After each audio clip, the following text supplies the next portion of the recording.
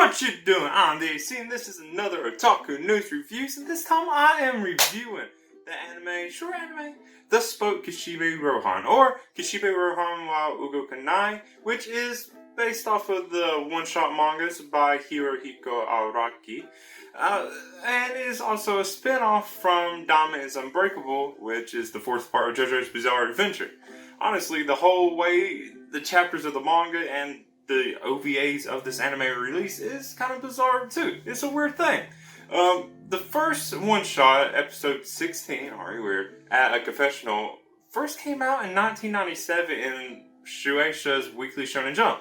If you ever forget how old JoJo's Bizarre Adventure is, here's an example. This is a spin-off from the fourth part. I forgot how old it was. The anime is kind of newer, so you kind of forget how long they waited to actually make it. Anyways, these one-shots were eventually collected into 2 volumes with about 9 chapters in total. Also, kind of randomly, there was a live-action television drama with only 3 episodes that came out back in December 2020. Haven't seen that. It's probably really cool though. Weird that there's only 3 episodes. Now, on to the actual anime that I'm talking about. There was 4 OVAs that originally were released. The first one came out in 2017 with Millionaire's Village. And then it came as a Netflix series on February 18th in 2021. Of course, I mean, it being... They're OVAs more than an actual series. That's why there's only 4 of them. It's a short series. But the fact that there are still more chapters from the one-shots, and the way it's just structured, seems like there could be a potential second season depending on when they make more OVAs. Because there still are only 4 OVAs. Can't really have the rest. I hope there is though. Another weird thing, I don't know if it matters. Netflix didn't put them on Netflix in the order they were released. They switched to around. Originally it was Millionaire Village, Mutsu-kabe Hill, At Confessional, and then The Run. They just switched At Confessional and Millionaire Village. Like I said, I don't know if it matters, but there is like a kind of overall story. I mean, arc kind of just in the background dealing with Kishibe not having money. It's kind of a joke throughout all of it, but in this order that Netflix put them on, it makes more sense. Not that it was something hard that you would get lost in if they kept them originally. That doesn't matter. So, I will talk about each episode individually, but let me just give a little spoiler-free overall opinion about these 4 episodes as a whole. So first, going back to just this being bizarre, they're titled with episode numbers that just, I haven't figured out why. The first one, episode 16, and then it's episode 2, then 5, then 9. And there's 9 chapters in the 2 volumes, but it really doesn't make sense, because one of them, Kishibe Rohan Goes to Gucci, isn't even labeled with the title of a number. So all of them are close except for the first one, which is 16. I don't know why it does this. My initial thought was because maybe it takes place at certain points that correlate with Dama is Unbreakable. But I don't think that is, because I'm pretty sure all of them take place after Dama is Unbreakable is through and before the next one, Golden Wind, starts. So... yeah, I don't know what the episode numbers is. The fact that they're close maybe meant there was actually more, and they just didn't make the cut and haven't been released, or not yet. I don't know. But, I don't know, just a bizarre thing that I would just want to know why the numbers are like this. It doesn't matter. Let me actually talk about the story. So it takes place in this in-between time, and the thing... it takes a whole different style. I think I remember reading, like, originally, Araki was supposed to do, like, these one-shots with a completely different character, but then he wanted to explore Kishibe Rohan, who is, like, short-term antagonist turned friend in the main series.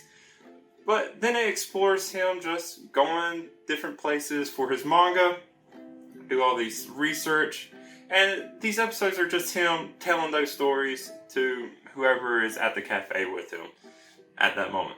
And that's pretty much it. The style is different from JoJo's Bizarre Adventure, and I would say the genre is different, really. It's almost is a completely different thing. If you didn't know anything about Stan's and Kishibe's Heaven's Door, this would be just a horror anime. And dare I say, even comparing to my favorite mangaka, it's on par with like Junji Ito's style of horror. So it's really good. I didn't realize going into this, I thought it would be more like the silliness in JoJo's Bizarre Adventure, and there is some. There's still that little weirdness. There's still some of that, cool seriousness. But yeah, mostly it's just horror, and it's really cool. Really cool stuff going on in it that just caught me by surprise in a very delightful way, because I love horror, of course. So, if you haven't watched any of JoJo's Bizarre Adventure, and you just want to check out these 4 episodes, you easily could.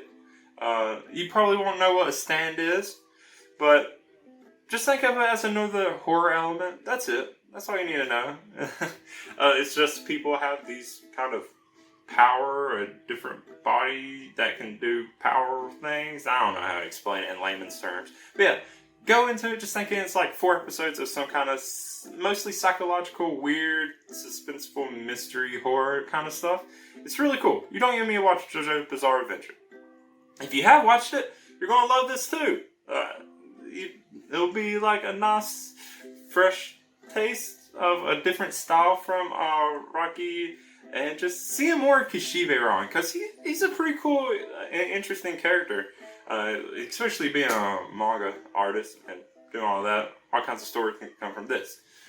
Now, I don't think I said too much, but let me go into each individual episode just for a bit, real quick, just so I can give my opinions a little bit on each one. So, the first one, episode 16, Confessional of Zange-shitsu. I'm glad this one was first, because it's kind of the most lackluster of all of them. Which I don't know, start strong or like start with and just build up. This one was still weird, still kind of cool. But it has him, one, in the cafe. This is where he reveals that pretty much is in between the 2 parts, just talking. And it's him going to Italy, saying how he went to Italy. He accidentally overheard a confessional because he didn't know how the booths work. And it's about pretty much just a guy that, I still say it, he was an ass, but it was still accidental, but he ends up killing some poor homeless guy who was just looking for help. And then the guy has a stand, which it could just be a ghost or some kind of possession or something like that. Some voodoo, I don't know. That chases him around and says it's going to kill him at his happiest moment. Cool. The thing that got me is, it's a stupid thing to mention. It's a flashback in a flashback. And it's weird, I don't know. The other weird thing is, eventually he realizes his happiest moment, and he makes a deal with whatever the stand is. And it's like, you gotta catch popcorn in your mouth 3 times. Okay, random. It's more random than horror compared to the other ones. But hey, it's a start. I don't know. It's whatever. And of course, if you watched it, which I hope you did, since you're getting the spoilers, we know he paid off someone else to look like him. Apparently that's enough to fool a stand. I guess it wasn't that vengeful if it's so easily fooled. But then the person who got killed in his place also becomes a possessor. So it might not even be the original person, Stan. It might be this guy's, I should have learned his name, the guy that kept getting people killed. It might be his own Stan that is possessing him or causing this kind of stuff if it happened to someone else. I don't know. A little theory there. Now, on to episode 2. Actually titled episode 2, Mutsu-kabe Hill or Mutsu-kabe Zaka. It actually is the second episode, so this is the only one that's appropriate. Stupid little tangents I'm getting on. It doesn't matter. Anyways, this one, another weird one. Another one is like very Junji Ito-esque in the horror thing. So this is also where we kind of get a little into the gag of Kishibe out of money, selling all his stuff, trying to buy a house or whatever. But the story is he goes up into these woods and there's a woman that accidentally kills her lover. And even though he's dead, he doesn't stop bleeding. He bleeds every day, all day. And it's weird. Like, that's kind of... But then it gets worse because then she starts obsessing over him.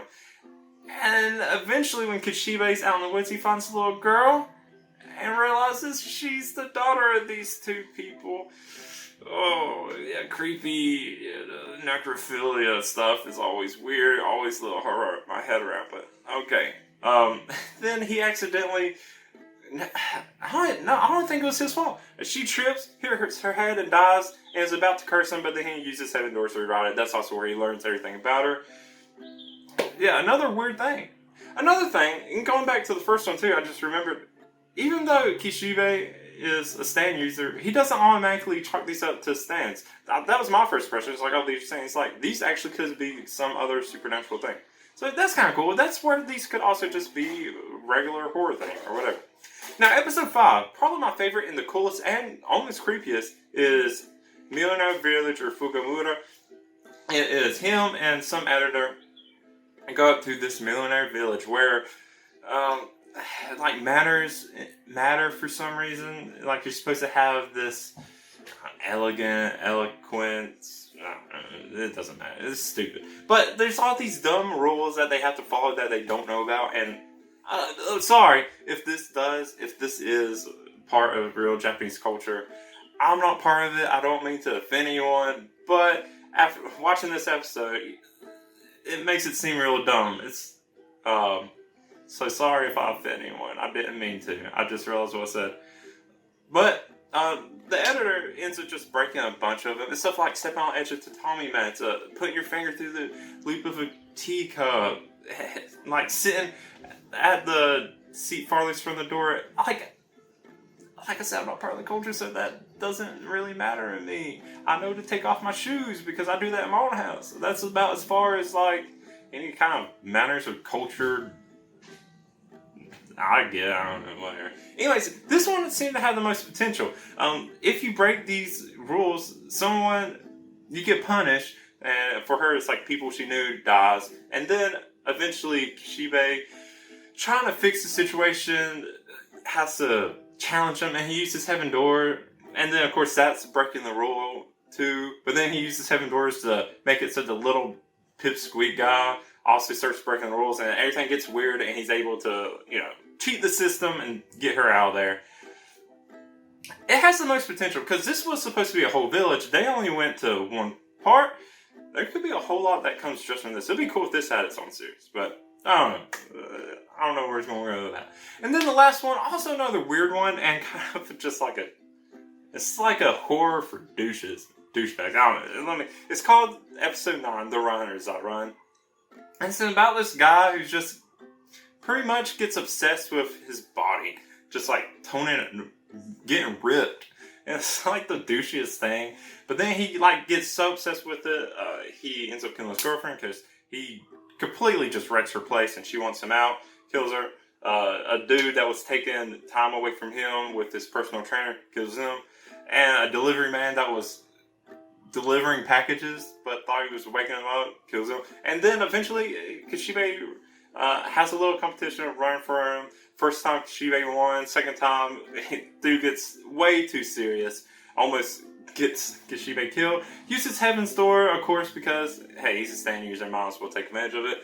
Is able to get out of the situation. This one was just a weird one. And we get to see that there is another stand possessing this guy. We get to see wings all over him in the shape of, or his muscles in the shape of wings. And possessed by Hermes. Okay, cool. And he gets out of it. And then that's it. It's just the 4. They're really cool. They're really these just kind of one-shot short story horror collections, but with stands instead of ghosts. But also maybe ghosts. No, who knows? But yeah, that is it. Like I said, there's still more one-shots that could be done, but for now, that's it. I hope there is a second season or whatever. He finishes out these OVAs, or maybe he even writes more one-shots based on this character, or other characters in a bizarre adventure. But that is it for Thus Spoke Kishibe Rohan anime OVAs. And it's also the end of this Otaku News Review. Let me know what you thought, if you already watched these, if you read these. any comments you want, just leave them in the comments. And if you like it, go ahead and give it a like. If you want to see more of my Otaku News Reviews, go ahead and subscribe. You can see when I do all those. But until next time, I'm the AC. Thank you, and bye.